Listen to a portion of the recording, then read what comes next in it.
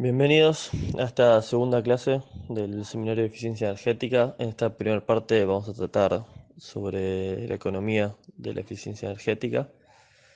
En la segunda parte luego continuaremos con indicadores y conceptos de intensidad energética. La eficiencia energética persigue un objetivo ambiental y un objetivo de reducción de costos. En general, los usuarios que se acercan a la eficiencia suelen hacerlo principalmente por un objetivo de reducir sus costos, aunque existen algunos que buscan certificarse como empresas B, por ejemplo, con lo cual necesitan trabajar en la eficiencia energética y perseguir un objetivo ambiental para reducir la huella de su actividad. Pero bueno, el ahorro en costos de energía se puede obtener de varias maneras.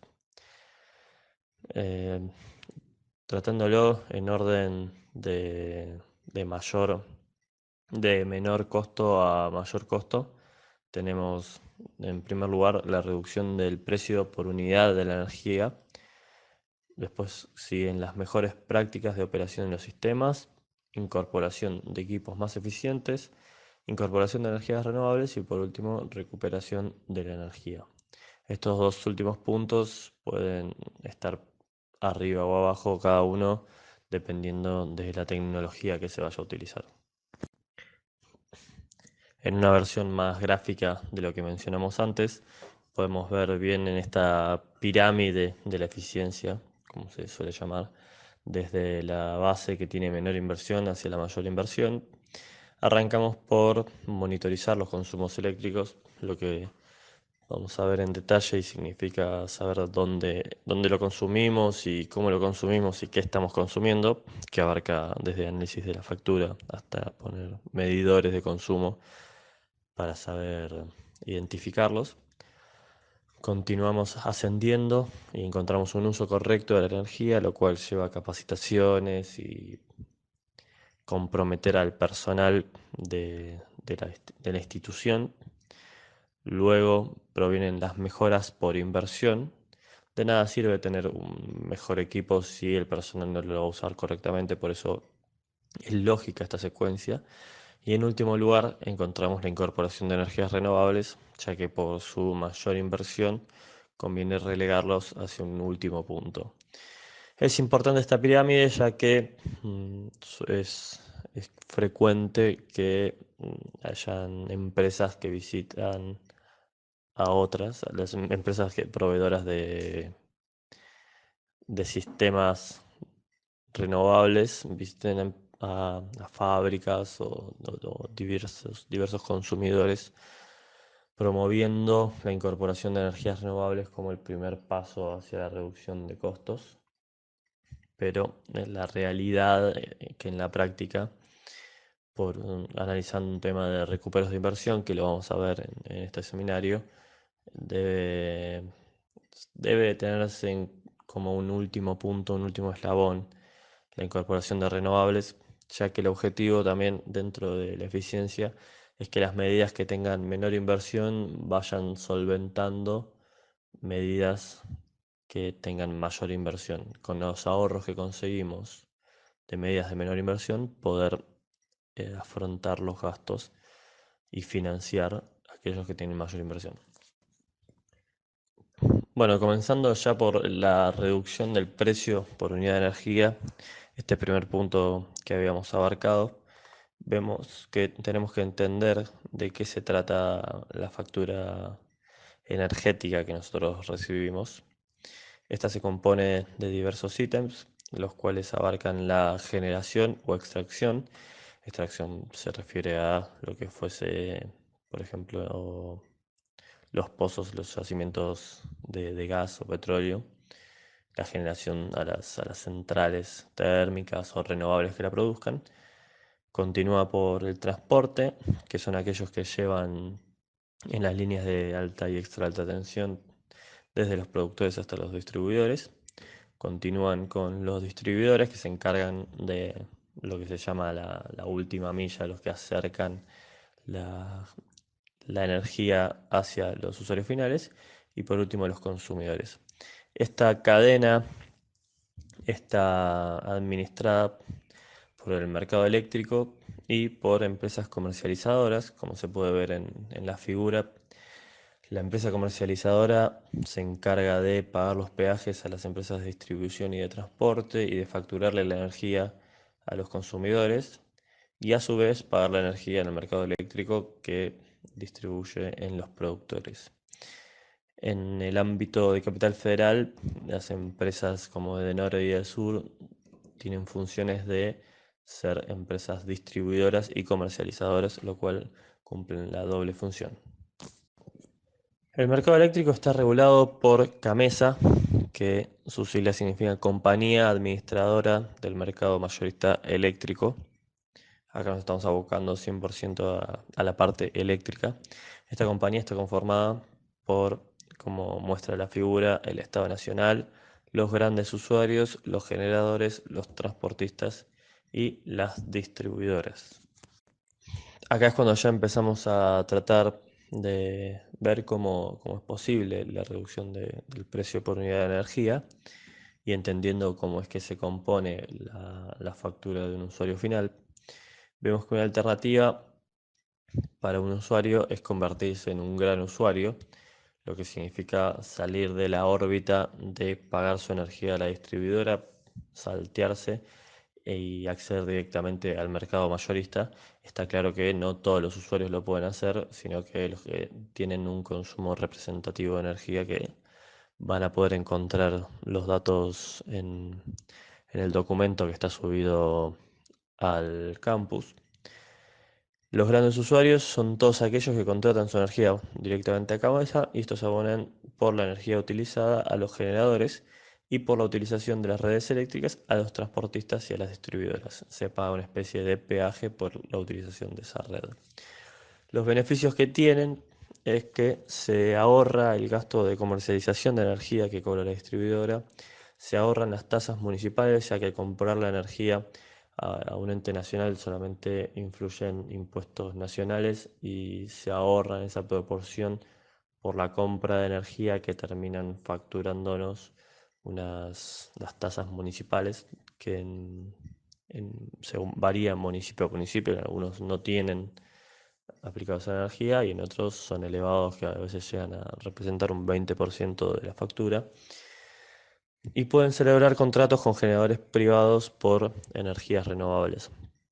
Antiguamente, antes del descalabro que hubo en el mercado eléctrico, lo cual ya lleva más de 15 años por un tema de escasez de gas, eh, se tuvieron que terminar. Antes cada gran usuario podía tener un contrato con un privado, con un generador privado y comprar energía a aquel generador.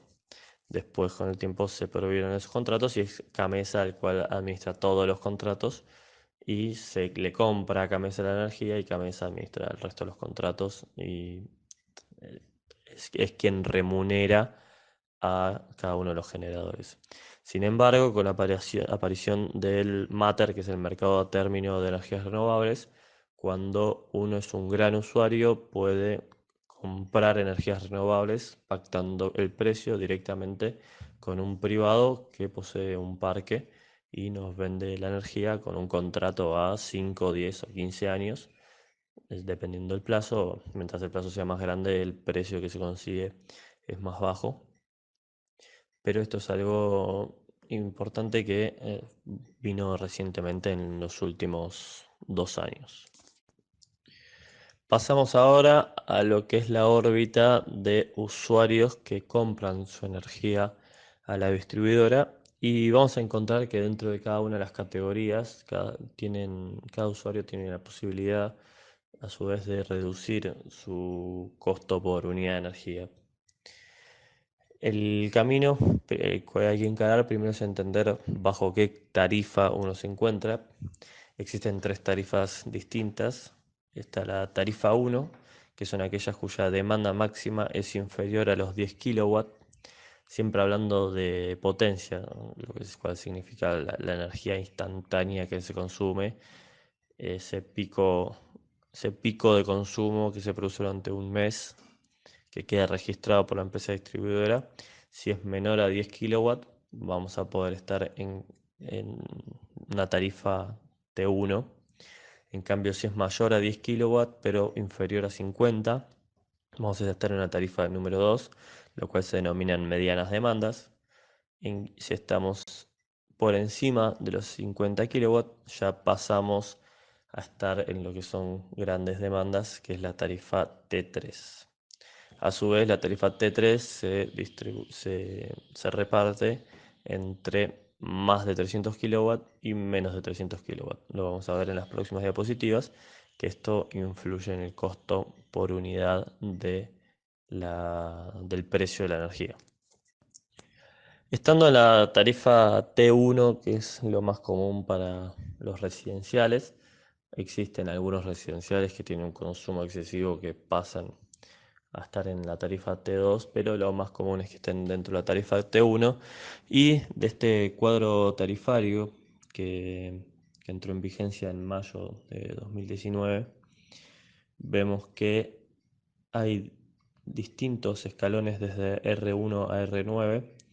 Esto varían según el consumo mensual que tenga el usuario, donde se incentiva a que mientras menor sea el consumo por mes, más barata va a ser la energía que terminen consumiendo. Con lo cual es importante para los usuarios residenciales saber bien en qué rango están, en qué franja están. Esto es muy escalonado, como se ve, con lo cual si estamos en un R4 y estamos consumiendo 451, vamos a estar automáticamente pasando al R5 y nuestro costo de energía va a ser más caro que por ese kilowatt hora menos que estaríamos consumiendo. Con lo cual, con un pequeño esfuerzo estaríamos logrando ya un ahorro de energía. No, más que un ahorro de energía, un ahorro en el costo de la energía. Así como las tarifas residenciales, existe una tarifa general que son usos no residenciales, que al mismo tiempo que también lo que son tarifas de alumbrado público. La tarifa de alumbrado público es chata, se cobra, en general suelen venir por censos, cuando hay, un ejemplo es un country que tiene una iluminación interna, y la empresa distribuidora realiza un censo de las luminarias que hay, cuenta si tiene fotocélula o no tiene fotocélula, si está funcionando esa fotocélula o no, con lo cual computa según la cantidad de horas al año que hay de luz y le cobra mes a mes según el cargo este fijo. Bueno, ahí no va a ser posible tener una reducción en el precio por unidad de energía, más que asegurarnos que todas las fotocélulas estén funcionando, y vendrá luego un recambio de energía posible, un recambio de tecnología, que bueno, se trata en otro apartado. Pero bueno, vemos que sí, las tarifas de uso general persiguen la misma lógica de que mientras menos energía consumimos, más ahorro, más barata nos cuesta esa unidad de energía. Subiendo por lo que es la potencia consumida por los usuarios, vemos que tenemos la tarifa T2. Acá aparece un nuevo servicio, que es el servicio de peaje. Ya estas tarifas pueden llegar a contratar su energía en el mercado mayorista. El mercado mayorista pide sea más de 30 kilowatts del usuario.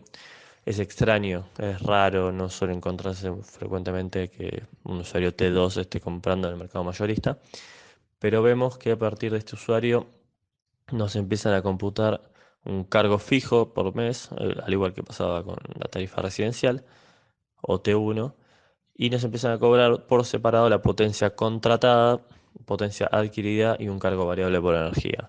El cargo variable por energía es lisa y llanamente la energía en kilowatt hora que nos registra nuestro medidor, y el cargo de potencia adquirida es el pico de potencia que se registró ese mes. Si tuvimos un pico de 20 kilowatts, nos van a cobrar los 20 kilowatts por el cargo que estamos teniendo.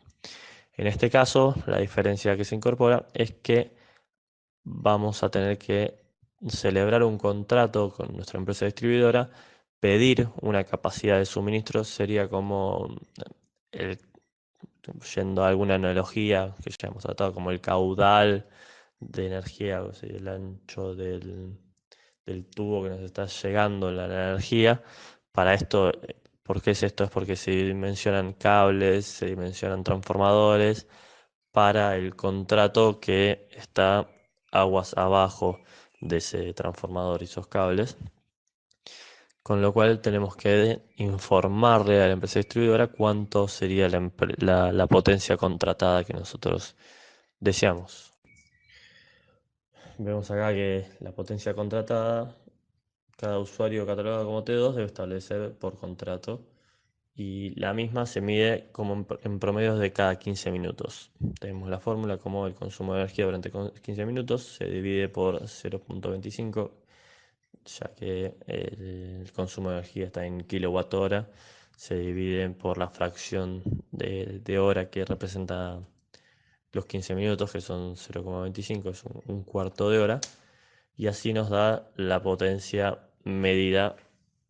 Si esto representa el pico de cuando más energía consumimos, ese va a representar el valor para el cual nos terminen facturando, y es el valor que tenemos que tener en cuenta a la hora de solicitar un contrato para contratar nuestra energía.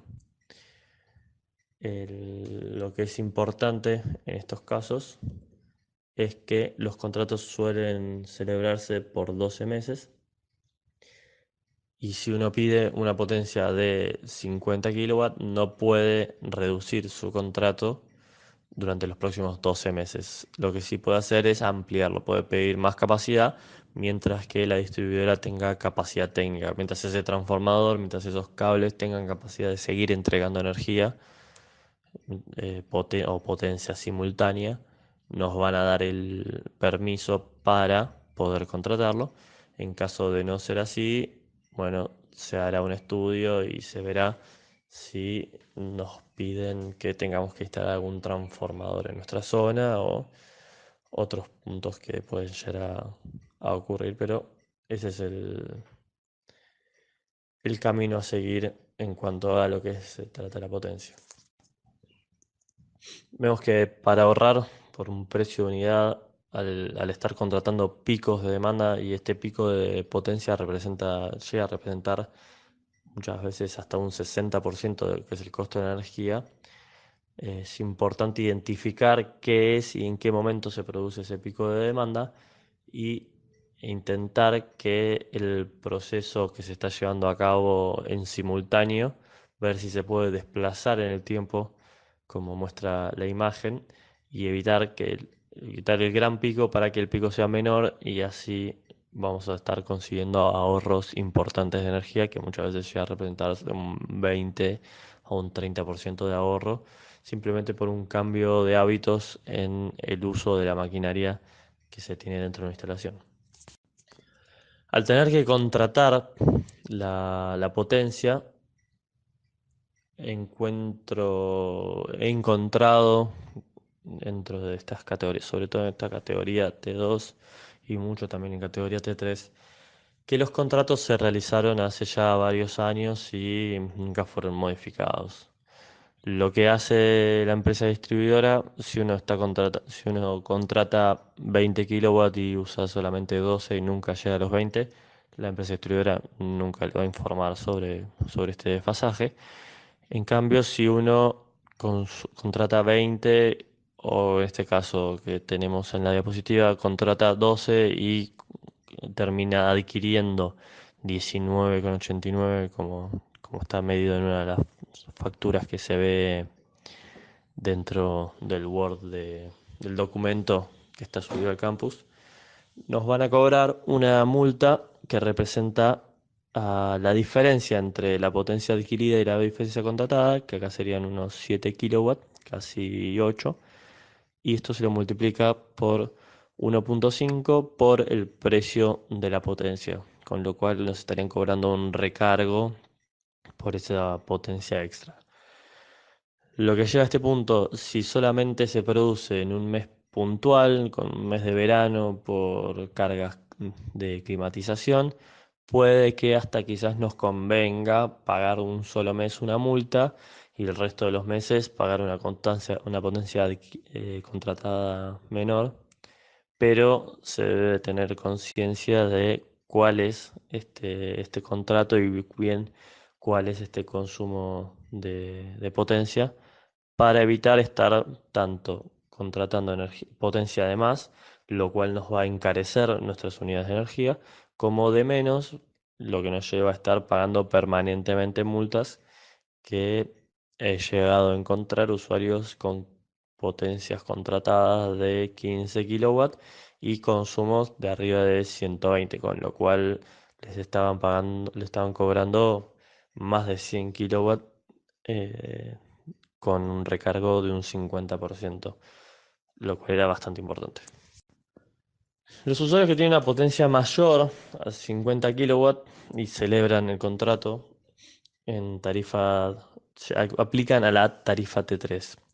A diferencia de la tarifa T2, que la energía tiene el mismo valor sin importar la hora del día donde se consuma, la tarifa T3 distingue tres franjas claras, que son horarios de pico, resto y valle. Pico es el horario donde alrededor del año se consume más energía, que son entre las 18 y las 23 horas, y esta energía es más cara. El horario de resto, que se encuentra en el medio, es de 6 a 18 y el horario en que la energía es más barata es entre las 23 y las 6 horas. Como vamos a ver en el cuadro tarifario, hoy por hoy en nuestro país no hay tanta diferencia en el precio, más que en nuestro país, en nuestra zona de norte y de sur, porque cada zona de concesión es distinto, cada distribuidor establece su cuadro tarifario y quizás para poner un incentivo establece una mayor diferencia entre cada uno de los cuadros tarifarios, como así he encontrado en otros países que sí esta diferencia es bien marcada, con lo que se busca que las empresas que puedan llegar a consumir energía en horario valle lo hagan para evitar fundamentalmente un uso simultáneo de la red, que es lo que se logra esto, y no tener que utilizar centrales de generación más caras, porque lo que se hace para elaborar el despacho, primero se ponen a generar las centrales más económicas y por último las más caras. Y si todo el mundo está consumiendo energía al mismo tiempo, la generación de energía, el consumo, el valor de la energía va a ser más caro porque están funcionando centrales que son más caras para generar que las que suelen funcionar la mayor parte del tiempo, que son en fuentes de energía más económicas. Viendo ya un cuadro tarifario de una tarifa T3 de grandes demandas, esta es una que contratan directamente con la distribuidora. Vemos bien marcados los cargos pico, resto y valle, hora por hora, como va variando. Vemos ahora otra vez, como pasó en la tarifa T2, la potencia adquirida y la potencia contratada, que se comportan exactamente igual que como los trabajamos en la tarifa T2. En algunas distribuidoras hasta no tienen una distinción entre tarifa T2 y T3 y todo lo que sea mayor a 10 kilowatts es una tarifa que llaman quizás tarifa T2, que es como una tarifa T3 en este caso. Vemos una distinción en estos cuadros que ya lo habíamos tratado entre potencias menores a 300 kilowatts y mayores de 300 kilowatts. Lo que buscan acá es bastante fuerte el escalón y es una gran reducción en el precio por unidad de energía. Si se está al borde de los 300 kilowatts y se logra reducir apenas unos kilowatts de potencia, se accede a una tarifa bastante más barata, que es hasta un 40% más barata. Vemos que en el cargo pico variable 2.5 pesos por kilowatt hora tenemos con menos de 300 kilowatts y 3.5 para más de 300 kilowatts. Esto es importante. Y algo más que se agrega en este caso es que estos usuarios tienen la facultad, la posibilidad de contratar en baja tensión, media tensión o alta tensión, y esto va convenido según cuánto sea su consumo, ya que para contratar en baja tensión se se terminan conectando directamente sobre la red eléctrica que, sobre la cual tienen acceso. Para media tensión tienen que tener disponible un espacio en el cual en general es un cuarto de 3x4, 3x5, donde colocan un transformador que llega a la línea de media tensión de la empresa distribuidora y transforma su energía a la baja tensión que consumen las instalaciones. Vemos que con esto se logra reducir eh, fuertemente el costo de la potencia contratada, que como habíamos hablado en algunas empresas llegan a representar un 60% de la energía. Acá estamos reduciendo desde 444 pesos por kilowatt mes, perdón, hasta los 209, lo cual es la mitad. Y si vamos hacia alta tensión, esto ya es para consumos muy importantes. Media tensión suele convenir a partir de empresas que tengan 500 kilowatts de potencia contratada. Y en alta tensión ya es del orden de los megas. Vemos que la potencia contratada pasa a representar un cuarto de lo que es la potencia en media tensión.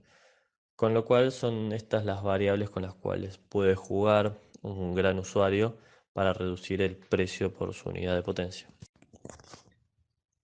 Como las tarifas T2 tienen la posibilidad de evitar la función, el rol de comercializador que tiene la empresa distribuidora y adquirir su energía directamente al mercado mayorista y abonar un servicio de peaje. Vemos que se abona igualmente un cargo variable pico, resto y valle. Este valor que se abona no es por la energía, sino que es por las pérdidas que tiene la energía en el sistema desde el punto donde toma la distribuidora hasta donde lo termina entregando. Este costo trata de suplir ese valor de energía, ya que la distribuidora le va a terminar pagando al mercado eléctrico, a Gamesa le va a terminar abonando por toda la energía que recibe su contador desde que la empresa transportista le entrega la energía, y por lo cual tiene que hacerse cargo de las pérdidas.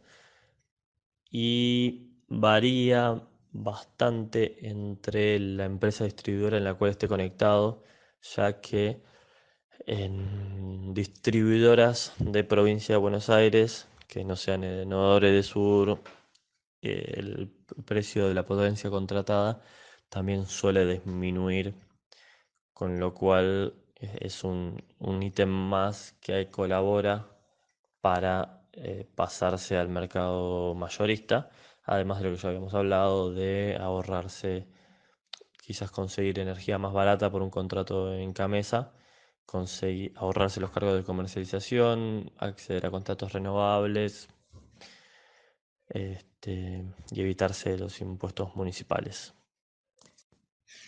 Por último, en la factura eléctrica, lo que se van a encontrar posiblemente son multas por potencia reactiva. Como se vio en la unidad 1, la energía eléctrica tiene dos componentes, la activa y la reactiva.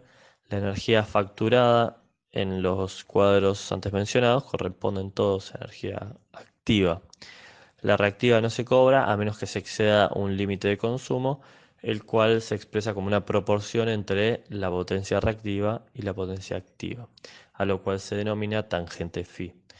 La multa depende de la normativa aplicada por cada distribuidora, pero acá tenemos un texto general que es lo que suelen indicar las normativas de las distribuidoras. Dice así: se factura la energía activa con un recargo igual al 1.5% por cada céntimo o fracción mayor a 5 milésimos de variación de la tangente phi con respecto al valor de 0.62. Por ejemplo, si se consumieron 20.000 kWh de potencia activa y 15.000 kWh reactivos de potencia reactiva, en realidad de energía reactiva, la tangente phi es igual a 15.000 dividido 20.000, lo que nos da 0,75.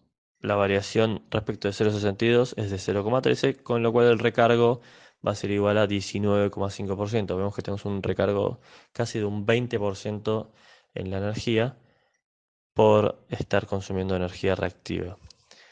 Esto se puede solucionar fácilmente calculando cuánta es la necesidad de reactores que se necesitan y colocando un banco de capacitores para ahorrarnos este ítem que es una especie de multa por no estar equilibrando nuestro consumo de energía reactiva.